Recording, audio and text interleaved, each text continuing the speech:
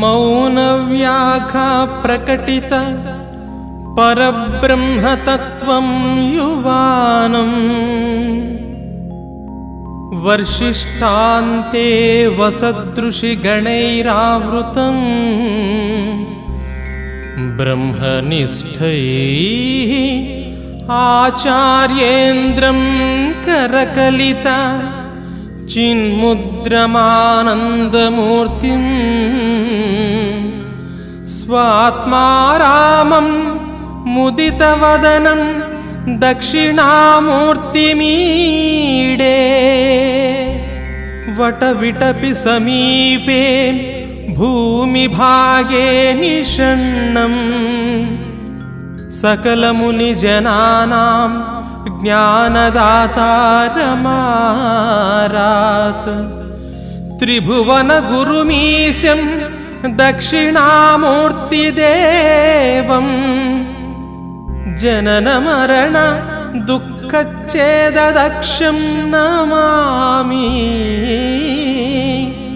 चित्रं वटतरोर्मूले वृद्धाः शिष्या गुरुर्युवा गुरोस्तु मौनं व्याख्याना शिष्यास्तु उच्छिन्नसंशयाः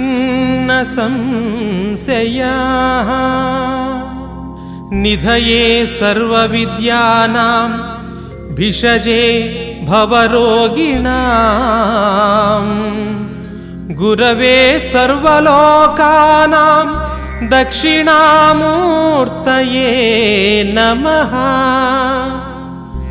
ॐ नमः प्रणवार्धाय शुद्धज्ञानैकमूर्तये निर्मलाय प्रशान्ताय दक्षिणामूर्तये नमः।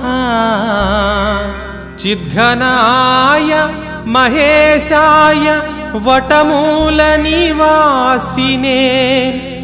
सच्चिदानन्दरूपाय दक्षिणामूर्तये नमः। ईश्वरो गुरुरात्मेति मूर्तिभेदविभागिने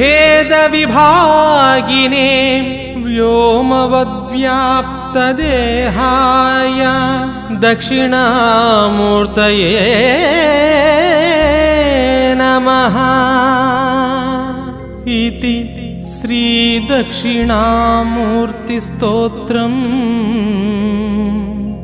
सम्पूर्णम्।